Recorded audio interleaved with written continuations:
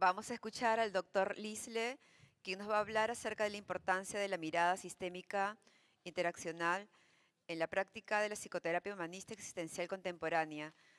El doctor Lisle Sobrino realizó estudios de psicología clínica, es doctor en psicología, magíster en psicología, docente universitario por más de 20 años en diferentes universidades y director del Departamento de Investigación de la Facultad Femenina de Sagrado Corazón, psicoterapeuta con maestría en terapia sistémica familiar y de parejas de Argentina y bueno, muchos otros currículum. Vamos a escuchar al doctor Lisle. Gracias, muy buenos días. Bueno, gracias. Muchas gracias. La importancia de la mirada sistémica interaccional en la psicoterapia contemporánea. ¿Se me escucha? No es mi voz, pero me la han prestado. Importante que se me entienda. Dentro de la percepción sistémica, lo que voy a destacar es ese proceso interaccional desde uno mismo. Y qué lindo, por eso tomo esa idea de Mafalda que presentó Lucía. Porque justamente a mí me toca este ser, ¿no? Pero dentro de esta mirada interaccional, en el enfoque sistémico, y todos sabemos desde Viktor Frankl también, no es lo que hagan conmigo los demás o el mundo, la vida, sino qué hago con lo que la vida, el mundo, las personas me dan. Entonces, no somos esa materia en la cual nos hacen nada más, sino que somos una materia también activa, viva. Así que eso lo voy a tomar fundamentalmente desde el sistema familiar. A ver, si pasamos. Viktor Frankl nos dice que no hay por qué avergonzarse de las lágrimas. Ellas testifican que el hombre es verdaderamente valiente, pues tiene el valor de sufrir. Y bueno, sabemos que es el sufrimiento lo primero que deberíamos de aprender en esta vida. Tenemos, además, tanto sabemos, sufrimiento evitable e inevitable. Y aunque querramos prepararnos, no sé si alguien considere que está preparado para él. Pero esto nos exige no solo un proceso de conocimiento del saber, sino el vivirlo. Que tenemos que vivir cosas bastante difíciles. Son roles muchas veces de repente que podríamos sentirlos imposibles. Pero considero que la problemática dentro de un sistema familiar es grande porque nos permite activar muchos recursos personales. Considero que si en la vida no tuviésemos tanta exigencia, no desarrollaríamos ni activaríamos muchos potenciales, muchos recursos. Y vemos que eso es lo que ocurre con el hijo que viene a ser sobreprotegido, con el hijo que le facilitan todo, ¿no? Cuando se le soluciona todo. Siguiente, por favor. Hablar del sistema familiar que siempre está en desarrollo. Esto también involucra hablar de crisis. Y toda crisis siempre conlleva un cambio. Así que bienvenida a la crisis. Solo tenemos que prepararnos porque depende de lo que hagamos con esa situación para que el cambio sea positivo o negativo. Y ese depende de mi acción. Porque significa hablar de toda la vida en todo sistema, cualquier sistema, familiar, laboral, educativo, ideológico, político, religioso, etcétera, etcétera.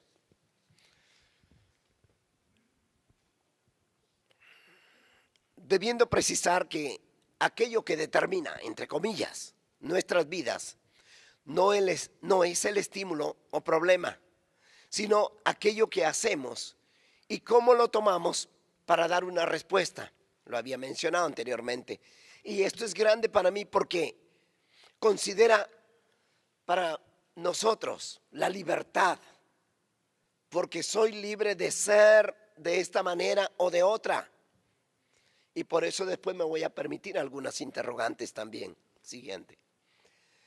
Por otro lado, también considero que los niveles de exigencias que tenemos en la vida son cada vez mayores y más complejos, lo cual nos exige mayor preparación para tener las mejores formas y poder actuar con responsabilidad, es decir, con habilidad para responder. Y esta es una exigencia, tanto para la persona, hijo de familia, o madre también, como con mayor razón para nosotros que estamos en el lado, supuestamente, de los que podemos ayudar a arreglar entuertos, que esa es la tarea del psicoterapeuta, para poder actuar y pensar por los que no saben cómo actuar o pensar.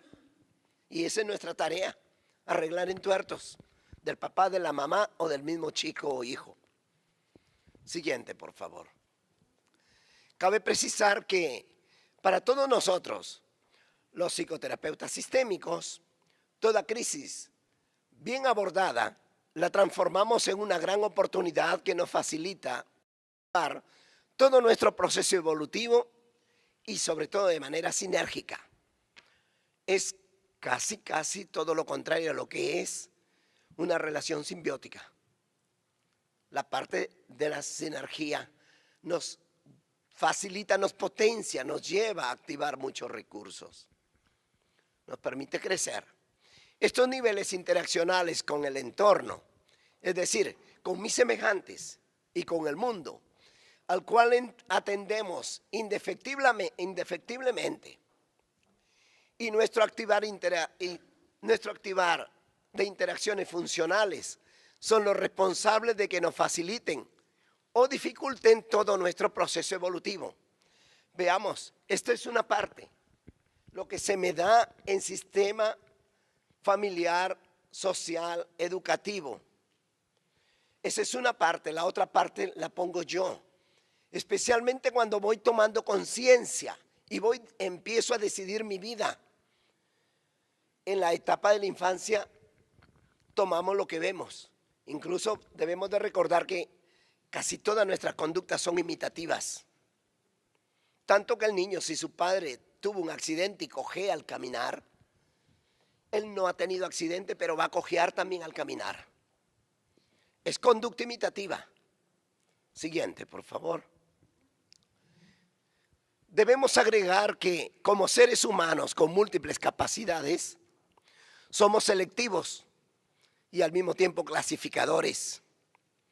Toda esta ropa que tenemos, los bolsos o maletines, los hemos clasificado. Nuestras amistades más vale clasificarlas, y bien, porque si bien es cierto, somos selectivos y clasificadores, no siempre sabemos clasificar. Y a veces también la problemática nos lleva a seleccionar y clasificar para generar mayores problemas. Sí, no para estar bien. Siendo así, debemos de tomar conciencia que si nuestras condiciones de vida o formas de ser que tenemos no son las que queremos, entonces pregunto, ¿por qué no estamos siendo como queremos ser? ¿Por qué me tocó este ser? ¿Por qué no soy quien quiero ser en todo caso? ¿Qué me imposibilita ser como quiero? Y aquello que me imposibilita, entre comillas, ¿es insuperable?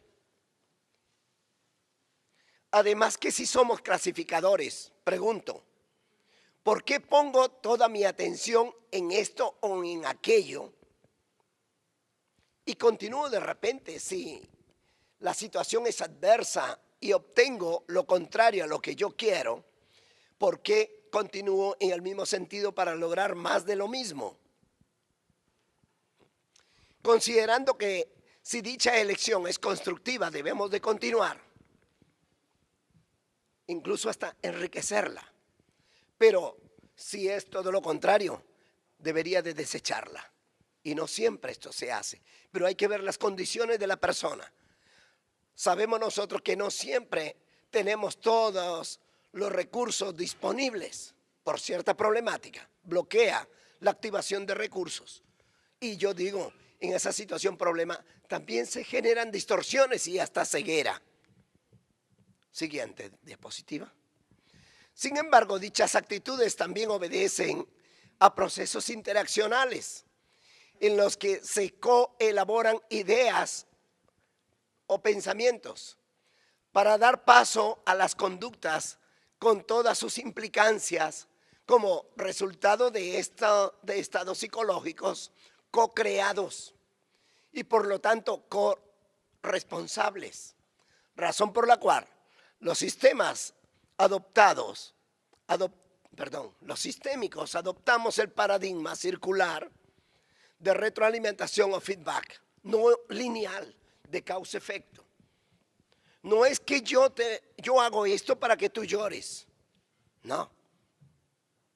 Tú también puedes hacer una cosa distinta y hacer que lo que yo quiero lograr no se logre. Entonces, también en esta percepción sistémica tenemos un planteamiento de corresponsabilidad, como desde Franklin, una coexistencia, una corresponsabilidad, una correalización, una coelaboración, considerando también que soy producto de toda esta interacción y del trabajo que yo haga. La interacción dentro del sistema familiar fundamentalmente, pero al mismo tiempo, ¿qué hago yo con eso? Porque hay mucha irritabilidad, aceptación o rechazo de la relación con mi padre, con mi madre, con mis hermanos. Pero ¿qué hago con eso? También vamos a encontrar acá que la conducta que más detesto de mis padres es la que más adopto. Encuentro mucho en terapia. Cuando pregunto a un padre, ¿qué le diría a su hijo? Ahí lo tiene, mírelo. No lo mira, no va a entender. Luego le pregunto al hijo, ¿es tu padre? Sí. ¿Qué te gustaría que cambie? Díselo. No, ¿qué va a cambiar? Y ellos no se ven iguales. Cuando hago esto y les hago ver, se miran y se ríen. Es como encontrarse frente al espejo. Y es la conducta que más detestó el hijo y es la que más adoptó. Detesta que su padre sea como es y él es igual o peor, corregido y aumentado a veces. Siguiente, por favor. Estos posibles cambios de asimilación y transformación de las vivencias o experiencias negativas en positivas y o constructivas, es decir, capacidad de resolución de problemas, tanto a nivel de sistema personal como familiar o social. Esto depende del clima emocional del sistema, de la capacidad de cambio del sistema en el transcurso de su propio ciclo de vida, así como de la regulación y la formación de fronteras entre los subsistemas y generaciones, además de los recursos disponibles.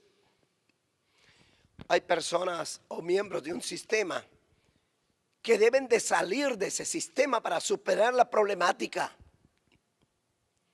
porque fácilmente son absorbidos y ellos se dan cuenta.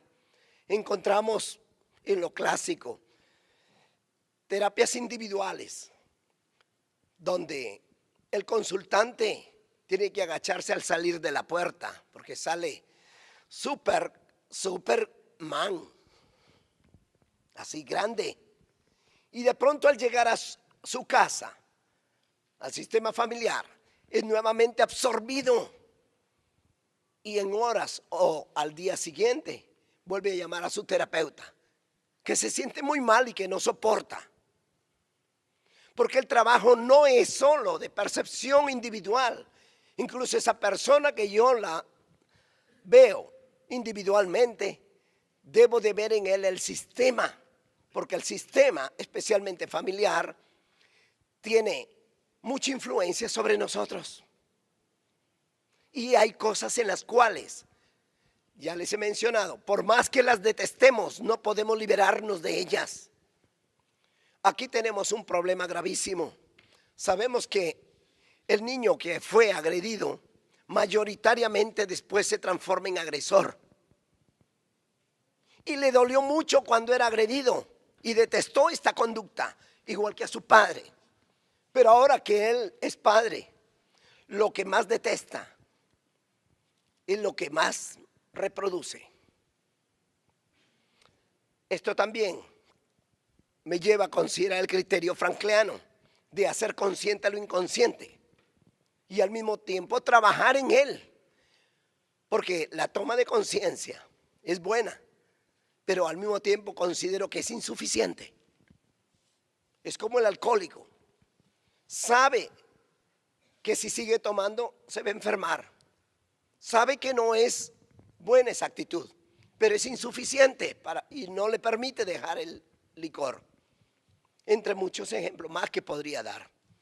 Siguiente diapositiva. Esta forma que tomo para presentar, a grosso modo, de vida en nuestros sistemas con los cuales imprescindiblemente interactuamos, porque es imposible no comunicarse. Uno de los grandes axiomas de la comunicación humana es eso. Y si no puedo no comunicarme, no puedo no influir. Entonces tampoco puedo no ser influenciado.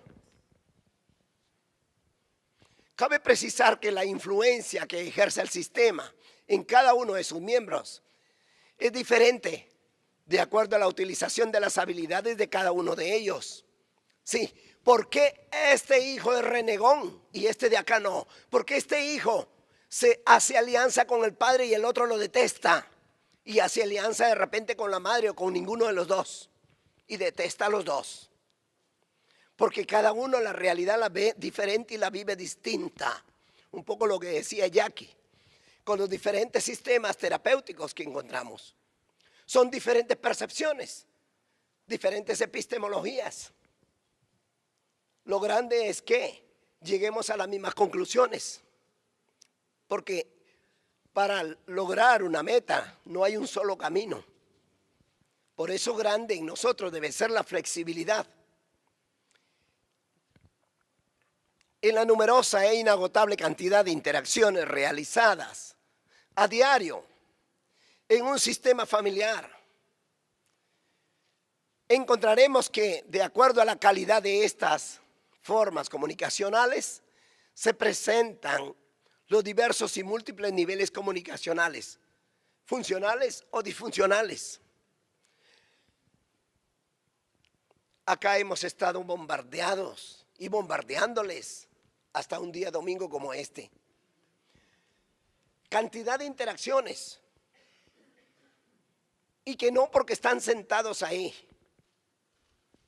sean pasivos, están muy activos, a no ser que se duerman, termina la actividad. Siguiente, por favor. Así co-construimos la realidad y es en base a toda la dinámica interaccional dentro del sistema familiar que se gestan teorías, creencias, entre más criterios.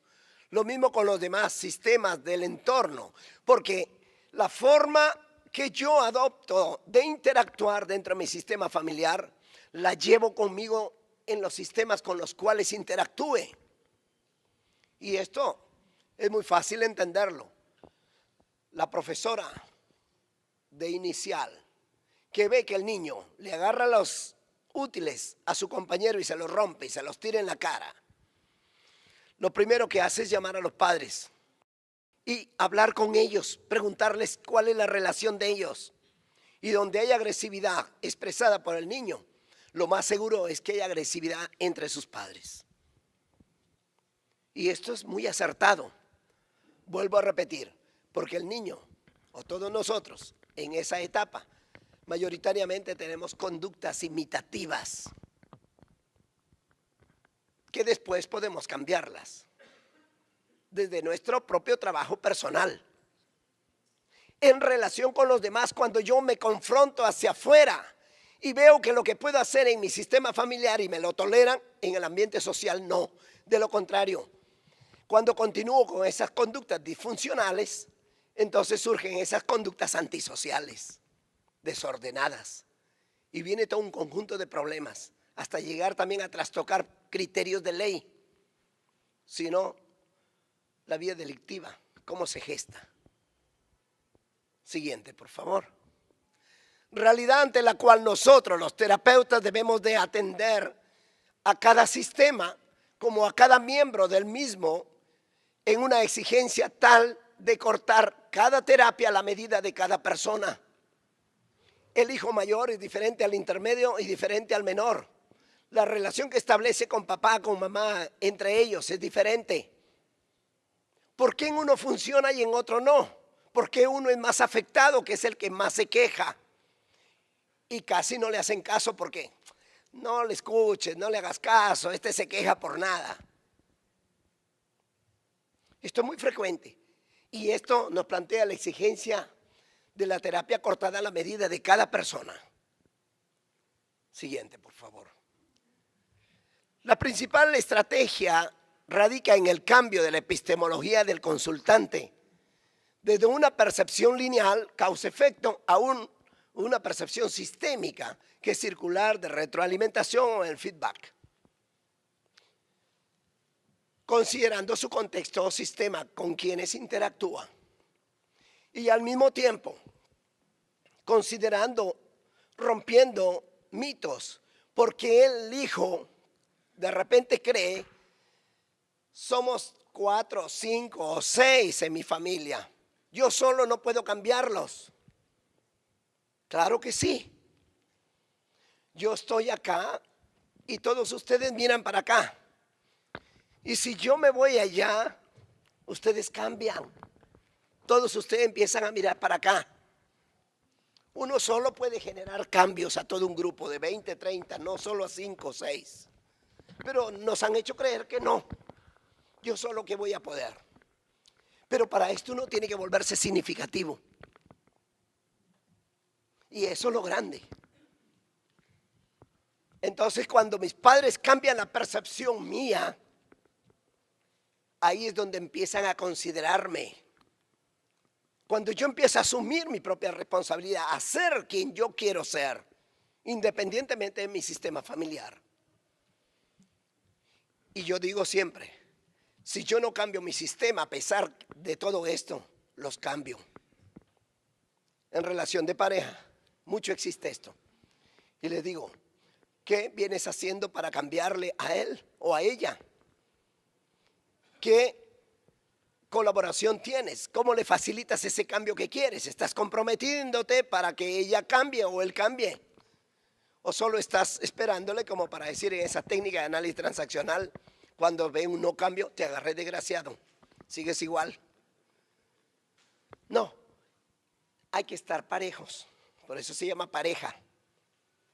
Entonces es el comprometerse, porque el beneficio de mi pareja es mi beneficio. Y qué grande cuando esto ocurre, porque es mi obra y yo soy obra de ella también, porque nos vamos co-creando. Y es grande porque es a la medida de ella y ella a la medida de él. Entonces sí son parejas, considerando también ciertos criterios que son muy personales. Esa intimidad, ¿no? Igual que en la relación. ¿Qué haces ahí si ella se encierra? ¿Qué haces ahí? Déjame descansar. Abre la puerta. No, déjale. Pero ¿cómo vas a estar sola? No importa. Somos eminentemente sociales, pero también a veces queremos estar solos para pararnos de cabeza o colgarnos como murciélago o hacer lo que querramos. Y esa intimidad para hacer idiotez y media o nada, la necesitamos. Y después de ese encierro salimos para hablar hasta por los codos. Y esta es nuestra naturaleza. Hay que entendernos. Sí, siguiente, por favor. El objetivo terapéutico es cambiar las acciones de la persona. Y generalmente el consejo racional no resuelve el problema. Por eso les hablaba de la toma de conciencia. Es bueno, pero al mismo tiempo es insuficiente. Sí. Y ejemplos hay en cantidad. El cambio debe darse en la acción como actividad conjunta entre el psicoterapeuta y el consultante con alguien con algún tipo de arte que yo llamo la psicoterapia de la experiencia. Es aquí donde cuando él dice que ella no le escucha, conmigo presente, es cuando le permito hablarle a ella y ella que le retroalimenta que sí ha sido escuchado, pero en la forma distinta que está hablándole ahora. Entonces por primera vez de repente tienen este nivel de interacción que todo se acepta. Y cambió ese nivel comunicacional. Y veamos cómo salen a partir de una experiencia positiva. Y cómo se mantiene esto. A eso llamo la terapia de la experiencia. El cambio se da ipso facto. Siguiente. Oh, me falta bastante todavía. Muy optimista. El proceso terapéutico es interactivo o de coelaboración y por lo tanto de corresponsabilidad entre el experto en estrategias, que viene a ser el psicoterapeuta, y el experto en su problema, que es el consultante.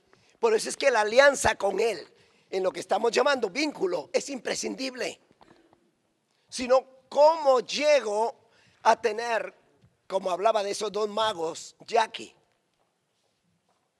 Claro, si no me uno con mi consultante, ¿qué va a pasar conmigo? No voy a poder trabajar. ¿Qué proceso terapéutico es ese? Gracias. Entonces, yo soy experto en resoluciones de problemas. Pero la persona que viene con su problema es experto en su problema. Él sabe cómo se generó, cómo lo genera y cómo lo mantiene. Especialmente los que vienen después de consultar 2, 3, 5, 8 terapeutas y que vienen con 3, 5, 8, 10 o más años con ese problema. ¿Qué hace para mantenerlo? Y esto de manera muy natural me despierta esa curiosidad, razón por la cual siempre pregunto, ¿qué viene haciendo para mantenerlo? No, yo no quiero mantenerlo. Bueno, ¿qué vienes haciendo para no querer mantenerlo y de qué manera actúas? Porque a veces hacemos cosas para solucionar, pero es una aparente solución, una pseudo solución. Precisamente lo que hago es para mantenerlo. Igual que nos puede pasar a nosotros, terapeutas homeostáticos. ¿Quién es mi paciente depresivo? Recién empieza, no, tiene 10 años conmigo. Un terapeuta homeostático, ¿qué haces para mantenerlo así? Qué interesante. Pero bien puesto el nombre de paciente, porque tan paciente que ni siquiera se va después de 10 años. Una paciencia. Bien, investigamos cómo surgen los problemas para perpetuarse y elaboramos estrategias para resolverlos. Eso es. Pero en ese vínculo, en esa apertura con el experto en el problema, es que me facilita a mí poder encontrar las posibilidades de cómo sacarlo donde entró. Les decía ayer, veamos que con certeza, mayoritariamente, donde está el problema, está la solución. No lo busquemos en otro lado. Siguiente. En psicoterapia estratégica accedemos a las dos mentes con lenguaje directo e indirecto. Para mí esto es lo que hace que la terapia estratégica sea breve, porque utilizamos lenguaje para hemisferio izquierdo y hemisferio derecho, que son lenguajes distintos. Y la ventaja del hemisferio derecho, llamémoslo inconsciente como quieran llamarlo, o no le pongamos nombre, sino simplemente hemisferio derecho, la ventaja es que no deja nunca nada sin resolver.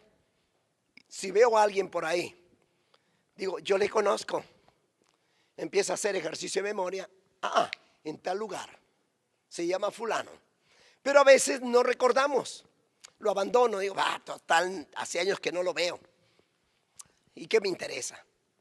Y después puede pasar minutos, horas, días, semanas, meses, y continúo en mi vida diaria, y de pronto se prende el foquito, que no he estado pensando, es fulano de tal y trabaja en tal lugar, me encontré con él, lo conocí en tal lugar.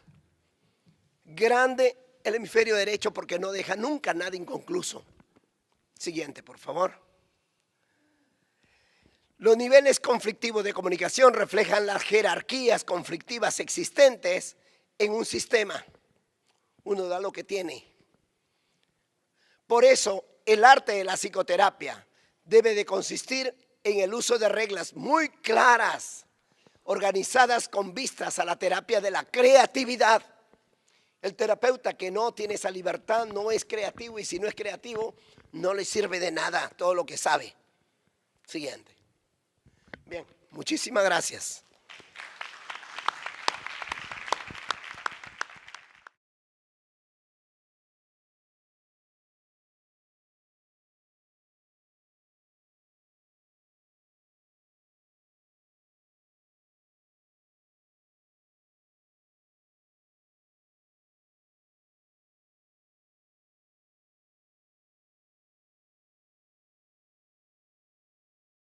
La que presentó Lucía.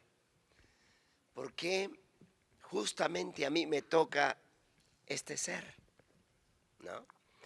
Pero dentro de esta mirada interaccional, en el enfoque sistémico, y todos sabemos desde Viktor Frankl también, no es lo que hagan conmigo los demás o el mundo, la vida, sino qué hago con lo que la vida, el mundo, las personas me dan. Entonces, no somos esa materia en la cual nos hacen nada más, sino que somos una materia también activa, viva. Así que eso lo voy a tomar fundamentalmente del sistema familiar. A ver, si pasamos. Viktor Frankl nos dice que no hay por qué haber Universidades y director del Departamento de Investigación de la Facultad Femenina de Sagrado Corazón, psicoterapeuta con maestría en terapia sistémica familiar y de parejas de Argentina y bueno, muchos otros currículum. Vamos a escuchar al doctor Lisle. Gracias, muy buenos días. Bueno, gracias. Muchas gracias. La importancia de la mirada sistémica interaccional en la psicoterapia contemporánea. ¿Se me escucha? No es mi voz, pero me la han prestado. Importante que se me entienda. Dentro de la percepción sistémica, lo que voy a destacar es ese proceso interaccional desde uno mismo. Y qué lindo, por eso tomo esa idea de Mafalda. La problemática dentro de un sistema familiar es grande porque nos permite activar muchos recursos personales. Considero que si en la vida no tuviésemos tanta exigencia, no desarrollaríamos ni activaríamos muchos potenciales, muchos recursos. Y vemos que eso es lo que ocurre con el hijo que viene a ser sobreprotegido, con el hijo que le facilitan todo, ¿no? Cuando se le soluciona todo. Siguiente, por favor. Hablar del sistema familiar que siempre está en desarrollo. Esto también involucra hablar de crisis. Y toda crisis.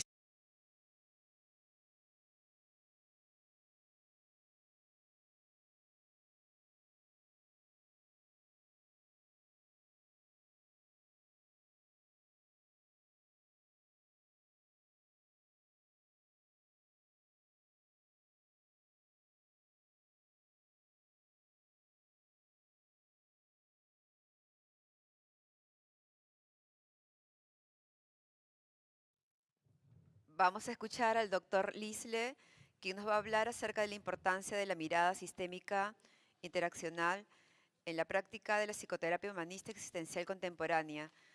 El doctor Lisle Sobrino realizó estudios de psicología clínica, es doctor en psicología, magíster en psicología, docente universitario por más de 20 años en diferentes... Avergonzarse de las lágrimas.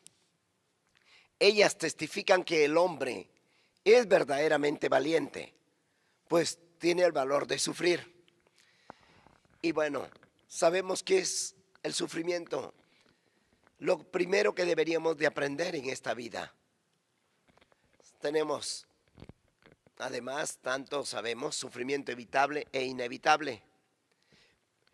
Y aunque querramos prepararnos, no sé si alguien considere que está preparado para él. Pero esto nos exige no solo un proceso de conocimiento del saber, sino el vivirlo. Que tenemos que vivir cosas bastante difíciles. Son roles muchas veces de repente que podríamos sentirlos imposibles. Pero considero que